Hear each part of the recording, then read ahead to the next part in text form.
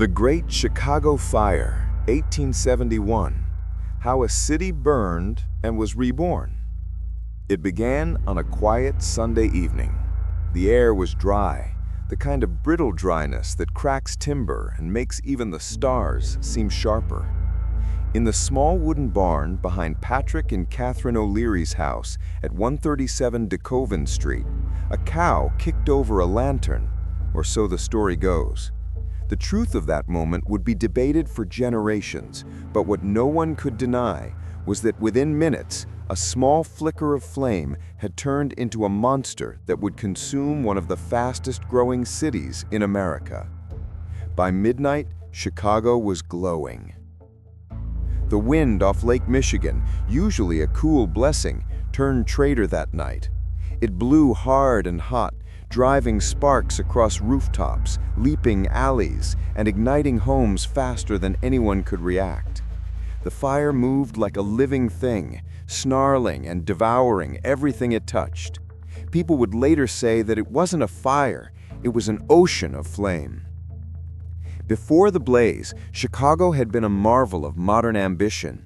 In just a few decades, it had transformed from a muddy frontier outpost into a booming metropolis of more than 300,000 people.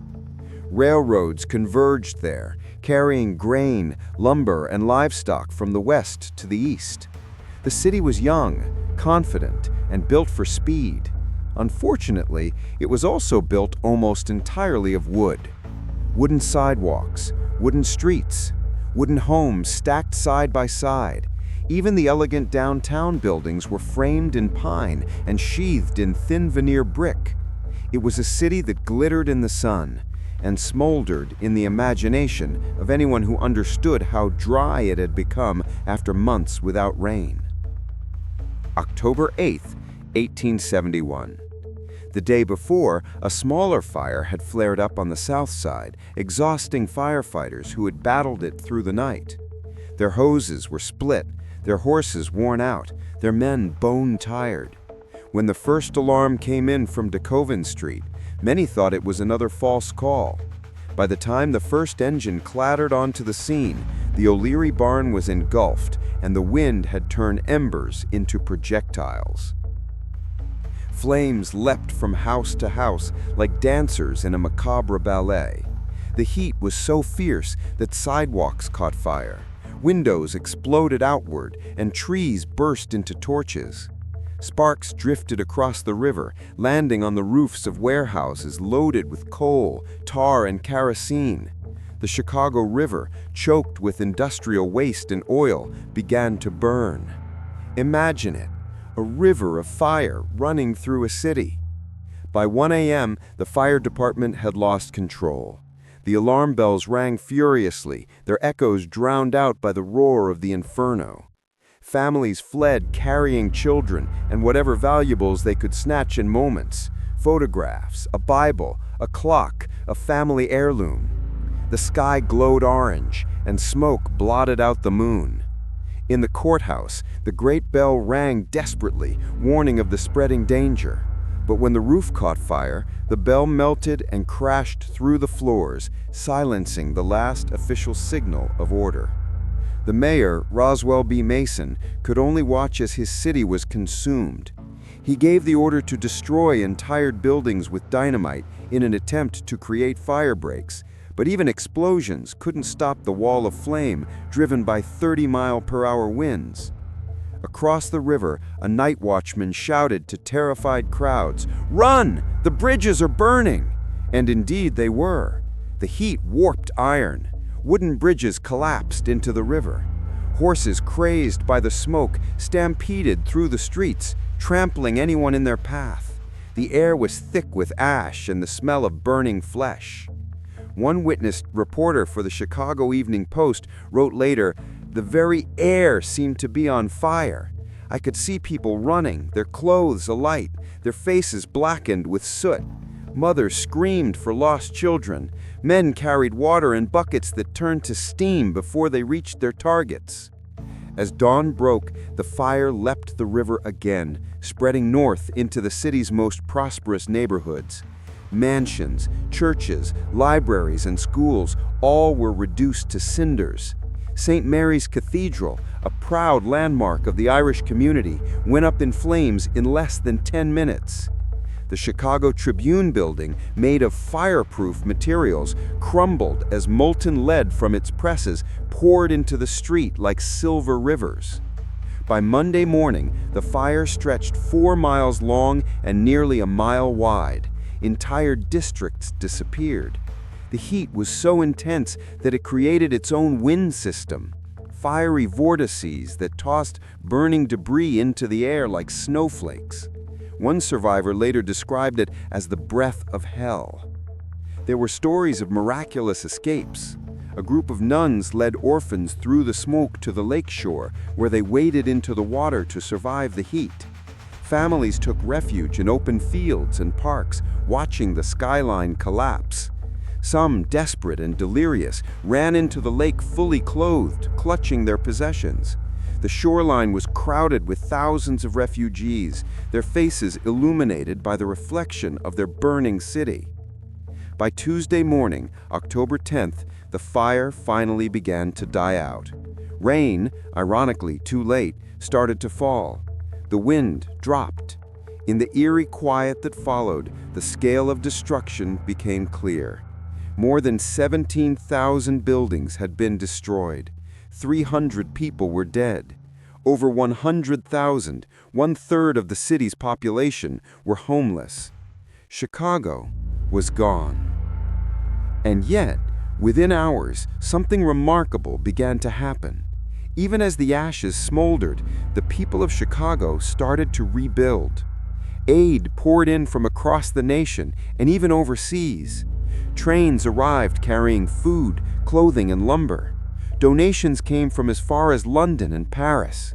The people who had fled returned almost immediately, setting up tents and makeshift shelters in the ruins. Merchants reopened shops under canvas roofs. The city government met in an abandoned rail car. Mayor Mason declared, "Chicago shall rise again." Those words became prophecy. The fire had destroyed buildings, but not the city's will. Architects, engineers, and entrepreneurs saw an opportunity, not just to rebuild, but to reinvent. Within days, plans were being drawn up for a new kind of city, one made of stone, brick, and steel. The tragedy gave birth to modern urban architecture. Joseph Medill, who would later become mayor, helped push through stricter building codes and fireproofing standards. Property owners replaced wooden structures with ones of iron and masonry. Streets were widened. A new water system was designed. Out of ruin, innovation was born. But rebuilding wasn't easy. The poor, especially immigrants, suffered the most. The fire had erased entire ethnic neighborhoods, and relief efforts were often uneven. Still, communities helped each other survive. Churches became shelters. Women organized soup kitchens. The Chicago Relief and Aid Society distributed supplies to thousands daily. The psychological toll was immense. Survivors spoke of fire dreams, visions of flame and smoke haunting their sleep. Yet they worked tirelessly. Within a year, more than half of the destroyed buildings had been replaced. By 1875, Chicago looked newer, stronger, and more ambitious than ever. The fire became a story of rebirth. Historians often point out that the Great Fire, as devastating as it was, accelerated Chicago's transformation into a modern metropolis. The tragedy forced the city to rethink everything, from architecture to public safety. Fire codes became models for cities worldwide. And out of the ashes rose the skyscraper. The architects who would later define the Chicago School, Daniel Burnham, Louis Sullivan, and others, grew up in a city obsessed with building higher, safer, and smarter. In a sense, the Great Fire didn't destroy Chicago, it cleared the way for the future. The human stories from those 3 nights remain unforgettable. There was Father John Smith, a priest who refused to abandon his parish and led dozens to safety. There was a young woman named Clara Barton, not yet famous as the founder of the American Red Cross, who helped organize relief supplies. There was the O'Leary family, forever blamed for the blaze, though Catherine O'Leary herself denied the cow story to her dying day. Even that myth tells us something about human nature. People needed a villain, a simple explanation for something incomprehensible. In truth, the fire was the result of many factors: dry weather, wooden construction, wind, and bad luck. But the story of Mrs. O'Leary's cow became part of American folklore, a legend told for generations. When you walk through modern Chicago today, past the steel towers and broad boulevards, it's hard to imagine the city once reduced to ashes. Yet, if you stand near where DeKoven Street once burned, you'll find a small marker. It reads simply, "Here began the Great Chicago Fire."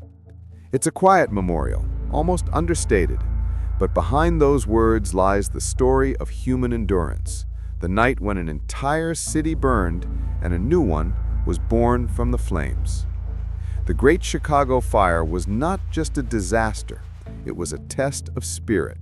It proved that destruction can lead to creation, that ruin can inspire rebirth. Chicago's skyline today, gleaming, indomitable, is the ultimate testament to that truth.